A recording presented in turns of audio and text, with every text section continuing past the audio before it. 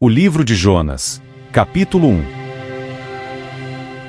Ora, a palavra do Senhor veio a Jonas, filho de Amitai, dizendo: Levanta-te, vai a Nínive, aquela grande cidade, e clama contra ela, pois a sua maldade subiu diante de mim. Mas Jonas se levantou para fugir para Tarsis, longe da presença do Senhor, e desceu a Jope, onde encontrou um navio que ia para Tarsis.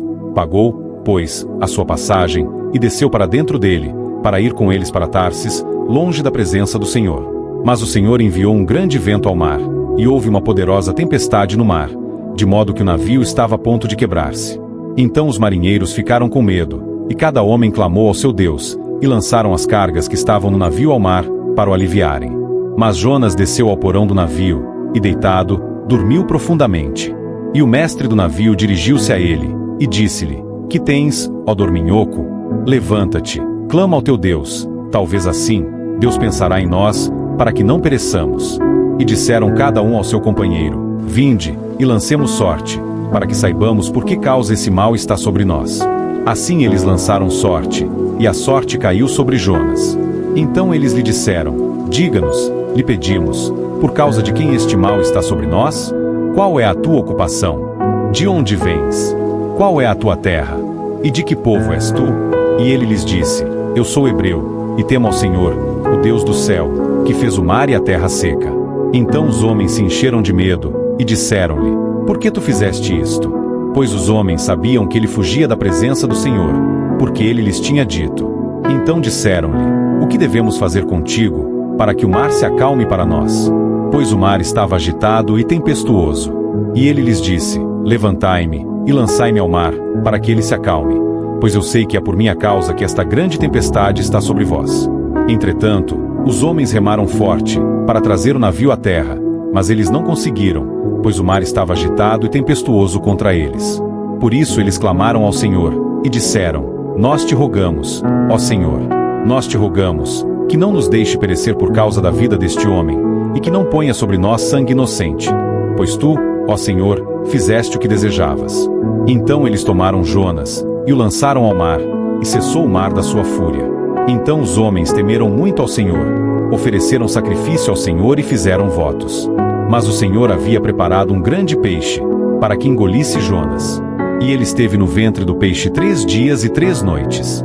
Capítulo 2.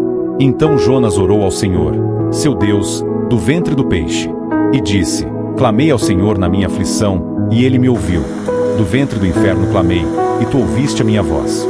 Pois tu me lançaste no profundo, no meio dos mares, e as correntes das águas me cercaram. Todas as tuas vagas e as tuas ondas passaram sobre mim. E eu disse: Estou lançado de diante dos teus olhos, todavia tornarei a ver o teu santo templo. As águas me cercaram até a alma, o abismo me rodeou, e as ervas daninhas estavam enroladas na minha cabeça. Eu desci até os fundamentos dos montes. A terra, com seus ferrolhos, estava sobre mim para sempre. Mas tu fizeste subir a minha vida da decomposição, ó Senhor meu Deus.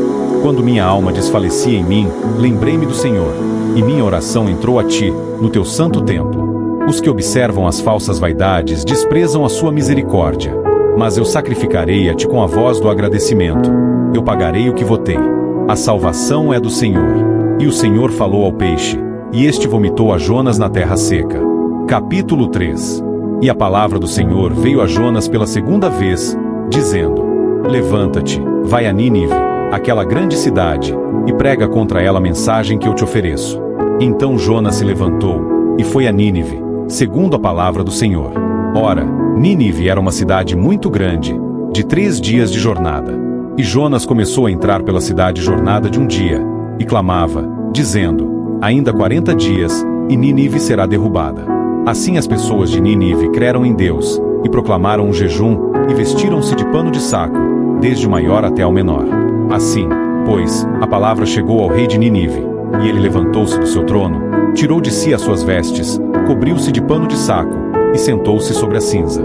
E ele fez com que isso fosse proclamado e divulgado através de Nínive, pelo decreto do rei e dos seus nobres, dizendo: Nem homens, nem animais, nem bois, nem ovelhas provem coisa alguma, nem se lhes dê alimentos, nem bebam água. Mas os homens e os animais sejam cobertos de pano de saco, e clamem poderosamente a Deus. Sim, convertam-se, cada um do seu caminho mau, e da violência que está nas suas mãos. Quem pode dizer se Deus voltará e se arrependerá, e se apartará do furor da sua ira, para que nós não pereçamos? E Deus viu as suas obras, como se desviaram do seu mau caminho, e Deus se arrependeu do mal que tinha anunciado que faria a eles, e não o fez. Capítulo 4. Mas isso desagradou muito a Jonas, e ele ficou enfurecido. E ele orou ao Senhor, e disse: Peço-te, ó Senhor, não foi esta minha fala, quando ainda estava em minha terra? Por isso fugi antes para Tarsis, pois sabia que és um Deus gracioso e misericordioso, tardio para se irar e de grande bondade, e que te arrependes do mal. Por isso agora, ó Senhor, eu te imploro, tira minha vida, pois é melhor para mim morrer do que viver. E disse o Senhor: Fazes bem em ficar irado? Então Jonas saiu da cidade, e sentou-se no lado leste da cidade. Ali fez para si uma tenda, e sentou-se debaixo dela, à sombra, até ver o que aconteceria à cidade. E o Senhor Deus preparou uma boboreira, e a fez nascer por cima de Jonas, para que fizesse sombra sobre sua cabeça, a fim de o livrar de seu enfado. Assim Jonas se alegrou demasiadamente por causa da boboreira. Mas Deus preparou um verme quando a manhã subiu no dia seguinte, o qual feriu a boboreira, e esta se secou. E aconteceu que, quando o sol apareceu, Deus preparou um forte vento do leste, e o sol feriu a cabeça de Jonas, que desmaiou, e desejou com toda a sua alma morrer, dizendo: É melhor para mim morrer do que viver. E Deus disse a Jonas: Fazes bem em ficar irado por causa da boboreira? E ele disse: Faço bem em ficar irado, até a morte. E disse o Senhor: Tu tiveste pena da boboreira, a qual não trabalhaste, nem a fizeste crescer, que nasceu em uma noite, e em uma noite pereceu. E não deveria eu poupar Nínive, aquela grande cidade, onde estão mais de 120.000 pessoas que não sabem discernir entre a sua mão direita e a sua mão esquerda, e também muitos animais?